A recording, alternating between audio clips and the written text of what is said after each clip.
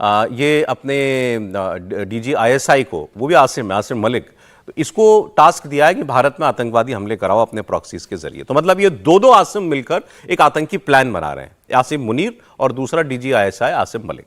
दोनों के लिए लश्कर तैयबा और जैश ए मोहम्मद ये टूल्स हैं, और इनके आतंकवादी वो जो चाहेंगे वो करने के लिए हमेशा तैयार रहे, और उन्होंने भारत में कई हमले किए हैं। अगस्त में दिल्ली और मुंबई में आतंकी हमले का इन लोगों ने एक प्लान बनाया, ये आदिल राजा ने कहा।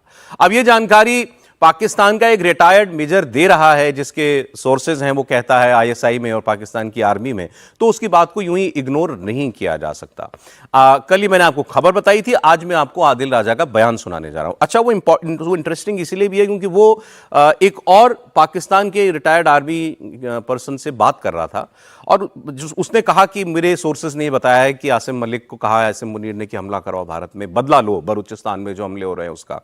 तो वो व्यक्ति दूसरा पूछता है कि भाई आसिम मलिक ऐसा क्यों, आसिम मुनीर ऐसा क्यों चाहेगा, वो क्यों भारत के साथ रिश्ते खराब करना चाहेगा, और भारत तो कह चुका है कि भाई हमला हुआ तो मैं भी हमला करूंगा।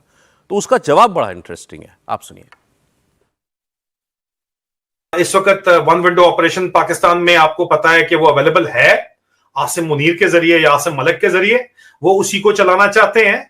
हमने पहलगाम के अंदर रिस्पॉन्स किया, जाके वहां पे लश्कर तैयबा वगैरह को छोड़ा, और आजकल खुलेआम उनको इजाजत है पाकिस्तान में ऑपरेट करने की। पॉलिटिकल कवर के अंदर पाकिस्तान मरकजी मुस्लिम लीग के नाम से लश्कर तैयबा को इजाजत है।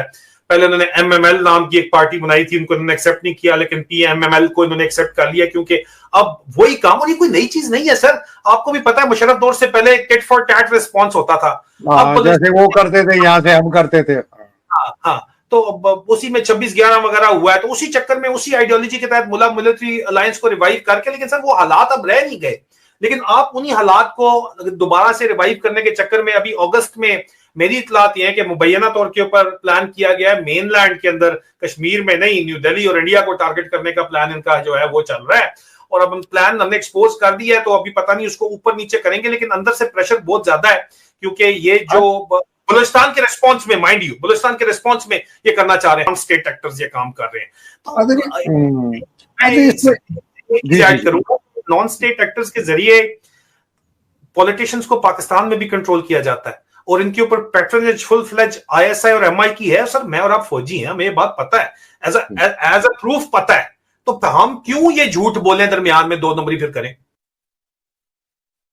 अच्छा, वो बात आई नहीं इसमें, आगे मैं आपको बताता हूँ कि मैंने पूरा स्टेटमेंट ये सुना है। तो इसने दूसरे व्यक्ति ने पूछा कि वो भी आर्मी का ही है पाकिस्तान की, कि वो क्यों करेगा ऐसा। तो ये जवाब देता है आदिल राजा कि फील्ड मार्शल आसिम मुनीर कोई पाकिस्तान का लोकप्रिय नेता तो है नहीं, पाकिस्तान की जनता का हीरो तो नहीं है वो।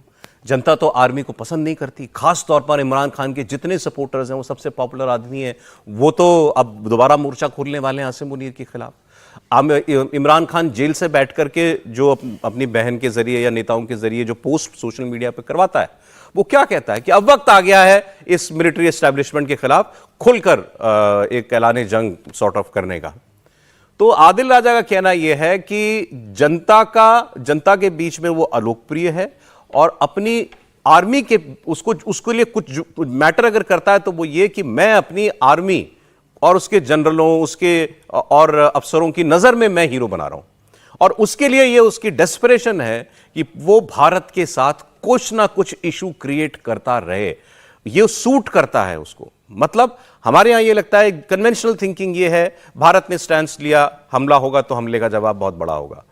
तो वो आदिल राजा ये कह रहा है कि वो तो ये चाहता है, आसिम मुनीर ये चाहता है, क्योंकि उसका सर्वाइवल इसी बात पर टिका हुआ है कि भारत के साथ तुम किसी तरीके से लोहा लेते रहो। एक यही चीज है जो जनता की नजरों में भी और वहां की आर्मी की नजरों में भी आसिम मुनीर का कद बनाए रखेगी।